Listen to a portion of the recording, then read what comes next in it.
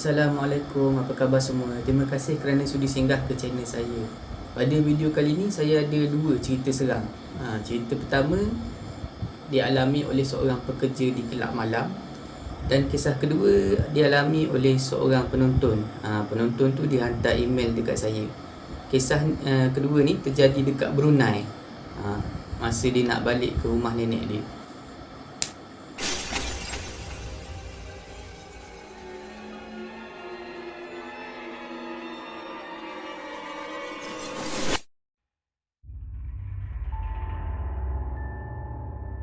Kisah pertama dialami oleh seorang lelaki bernama Zuki. Masa kejadian ni berlaku, Zuki ni dia baru saja diterima kerja di sebuah nightclub, kelab malam. Dia bekerja sebagai seorang bartender. Jadi sebagai seorang pekerja baru, macam biasalah, perlulah kerja lebih sikit kan. Jadi Zuki ni lah orang yang bertanggungjawab nak kemas bar tu. Pada masa orang dah tak ada, pada masa orang dah balik, dia lah yang terakhir akan balik. Dia balik paling lewat lah. Dia akan bersihkan bar dekat night club tu. Dia akan kira stok. Itulah kerja dia. Bila dah habis waktu kerja, dia kerja macam lebih masa setiap malam. Pada satu malam ni, masa kejadian ni berlaku, Zuki masa tu dia dia seorang-seorang. Dia kawan kerja dia yang sepatutnya kerja sama dengan dia MC pada masa tu. Dan malam tu dia terpaksa buat seorang-seorang lah kerja, kira stok seorang-seorang, bersihkan bar tu seorang-seorang. Biasanya berdua, tapi kawan dia tu biasanya balik lebih awal daripada dia lah. Tapi kali ni dia betul-betul seorang daripada awal. Dia memang pening sikit lah masa tu, sebab ada kes short, stok minuman short. Maknanya ada yang kurang lah dalam checklist tu. Jumlah dalam checklist botol tu tak sama dengan jumlah sebenar. Jadi Zuki ni perlu buat pengiraan sekali lagi. Sebab kalau ada short, kalau betul short, gaji dia akan dipotong. Masa Zuki tengah sibuk kira stok minuman dekat store, Zuki ni dia terdengar bunyi macam ada orang ketuk meja dekat bar dekat depan, dekat tempat meja tempat orang pesan minuman tu lah. Dia dengar bunyi macam ada orang ketuk.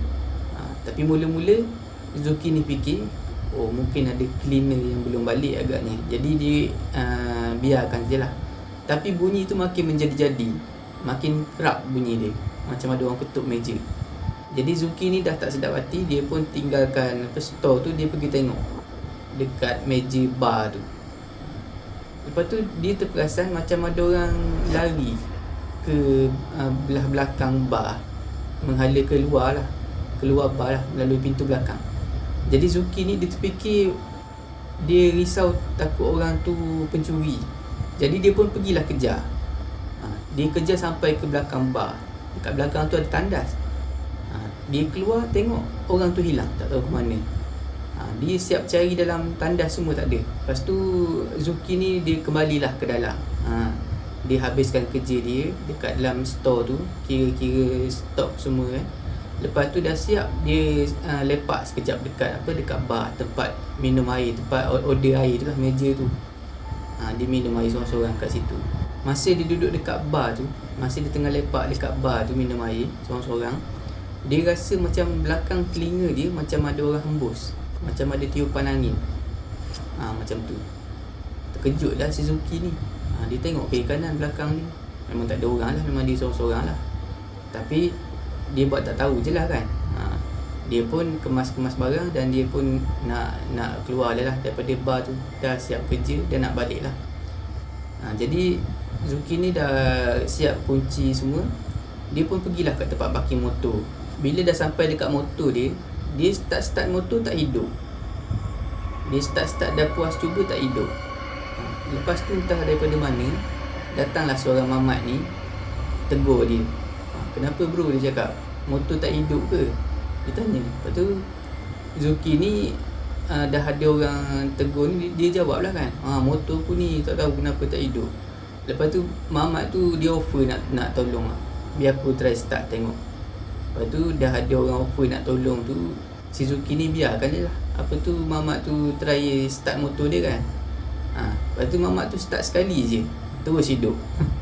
Lepas tu dia orang pun bersembang lah, tanya si Zuki ni, dia ingat lagi mamak tu dia pakai baju dengan baju t-shirt hitam, seluar jeans hitam, maknanya serba hitam lah.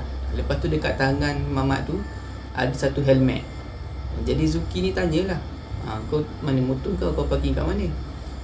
Nampak pegang helmet tu. Lepas tu mamak tu jawab, aku tu tadi ingat nak balik dengan member aku, tapi dia dah tinggal aku, dia lupa kot. Lepas tu Zuki tanya lah, kau rumah kat mana? Lepas tu mamak tu bagi tahu lah rumah dia kat mana kan. Jadi dia macam sehala nak menghala ke rumah Zuki juga. Jadi Zuki ni okey lah, kau naik dengan aku je lah. Lepas tu mamak tu bonceng lah, dia tumpang lah Zuki ni. Tapi sebelum sampai ke tempat sepatutnya, ke kawasan apa tu dekat-dekat dengan rumah Zuki, tempat yang lelaki tu bagi tahu, ada satu kawasan bangunan yang terbengkalai, bangunan yang tak siap lah maknanya. Jadi mamak ni yang tumpang motor Zuki ni bagi tahu Zuki suruh berhenti. Berhenti sini. Lepas tu Zuki tanyalah, kenapa kau nak berhenti kat sini? Lepas tu mamak tu bagi tahu, aku nak kencing kejap, kau tunggu kejap. Lepas tu dia bagi helmet dia dekat Zuki. Dia pun pergilah dekat kawasan apa, bangunan terbengkalai tu. Lepas tu si Zuki ni tunggulah. Tunggu 10 minit tak siap lagi. Dah puas panggil lah nama mamak tu. Saya panggil mamak je lah, saya tak tahu nama dia apa. Zuki ni pun nama samaran je. Dia panggil mamak tu, tak ada. Dia dah pergi tengok dah, dekat-dekat kawasan tu tak ada. Tunggu lagi 15 minit, tak ada juga. 20 minit, tak ada juga.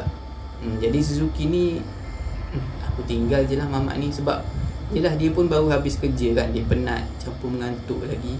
Lepas tu Zuki ni tinggal je lah mamak tu dekat kawasan bangunan tu. Pandai-pandai lah nak balik. Jadi Zuki ni dia bawa lah helmet brother tu sekali, mamak tu sekali. Dia nak bawa pergi kerja lah esoknya dekat kelab tu. Maknanya kalau mamak tu nak helmet dia balik, kena jumpa lah Zuki ni dekat kelab malam tu. Jadi keesokan harinya, sebelum Zuki ni start kerja, Zuki ni macam biasa dia akan lepak dekat kedai makan dulu. Dia lepak-lepak makan dan minum dengan kawan-kawan kerja dia yang lain. Dia campur lah semua. Ada pekerja senior, staff senior, ada geng-geng waiter, semua lah. Makan sekali, lepak sekali sebelum masuk kerja. Jadi masa tengah lepak-lepak makan, minum air semua, Zuki ni pesan lah, "Weh, kalau ada orang cari aku, kau bagi tahu aku." Lepas tu geng-geng member dia ni yang lepak sekali ni tanyalah, kenapa, ada apa-apa hal ke? Lepas tu Zuki ni ceritalah apa yang jadi kat dia malam semalam. Cerita lah dia nak start motor tak hidup. Lepas tu ada mamak ni nak start apa semua. Sampailah dia tinggalkan mamak tu dekat bangunan tu. Dia cerita, bila geng-geng dia ni, member dia ni dengar Zuki cerita macam tu, semua terdiam terus, terkejut semua. Lepas tu Zuki pelik lah, dah kenapa korang terkejut sampai macam tu? Lepas tu geng-geng dia ni tanya, helmet tu ada dengan kau lagi? Lepas tu Zuki beritahu, ada, aku tak dalam loker aku lah, dalam tempat simpan barang tu lah, loker besi tu. Lepas tu member dia ni bagi tahulah dia, kau buang je lah helmet tu. Lepas tu si Zuki ni pelik lah, dah kenapa korang ni berepek apa ni? Kan barang orang tu, takkan nak buang macam tu je. Lepas tu salah seorang member dia, yang member senior lah maknanya, yang dah kerja lama kat situ, mula buka mulut, mula cerita apa sejarah dekat situ, apa yang pernah jadi kat situ. Jadi senior si Zuki ni bagi tahulah, yang kau jumpa tu sebenarnya dah ramai orang jumpa, dah ramai orang kena. Dia itu sebenarnya bekas pekerja dekat kelab tempat kita kerja ni. Dia cakap, mamak yang kau jumpa tu sebenarnya dah mati. Dia cakap, dulu orang jumpa mayat dia dekat satu bangunan yang terbengkalai, tempat kau berhenti tu lah, tempat kau tinggal dia tu lah. Orang jumpa dia mati dalam keadaan kepala dia pecah. Lepas tu orang jumpa helmet yang berdarah dekat tu lah, dekat sebelah dia ke ataupun berhampiran dengan mayat dia tu. Jadi orang percaya Mamat tu mati dibunuh sebab jumpa helmet yang berdarah tu. Dengan kepala Mamat tu yang pecah, jadi orang percaya dia dibunuh menggunakan helmet tu. Semenjak orang jumpa mayat Mamat tu, ramai yang kena sakat. Ya, ramai yang dah jumpa jelmaan Mamat tu. Sebab tu kalau pekerja-pekerja night club tu tengah-tengah malam ataupun awal pagi, kalau ada siapa-siapa yang nak tumpang motor ke apa, memang dia orang tak akan layan. Kata senior Zuki ni lagi, Zuki ni kategori dah okey. Gangguan ni tu dah kira okey, masih lagi dikira okey. Sebab sebelum Zuki ni, pekerja-pekerja lama dulu, ada yang kena kacau lagi teruk. Sebab ada yang jumpa Mamat tu, benda tu dalam keadaan muka dia pecah. Muka dia pecah, lepas tu mata yang tersembur keluar. Maknanya dia pergi dengan keadaan muka yang buruk. Dan pekerja tu berhenti terus lah. Keesokan hari dia berhenti terus lah. Zuki bila dengar macam tu terus berderau darah lah. Sebab dia memang takut betul. Sebab helmet tu, Zuki ni fikir masih lagi ada dalam loker dia, tempat simpan barang tu, loker besi tu. Jadi Zuki ni minta tolong dengan kawan-kawan dia, temankan dia. Sebab dia nak pergi buka loker tu, nak ambil helmet dan nak buang helmet tu. Jadi dia orang pun ramai-ramai pergilah ke loker si Zuki ni. Zuki masa tu memang berdebar teruk lah. Dia fikir dalam bayangan dia lah, jangan-jangan aku buka ni ada kepala terkeluar ke apa kan daripada loker tu. Tapi bila Zuki ni buka, tak ada apa pun, tak ada helmet pun dalam loker tu. Yang ada cuma kesan-kesan tanah dan ada daun-daun kering.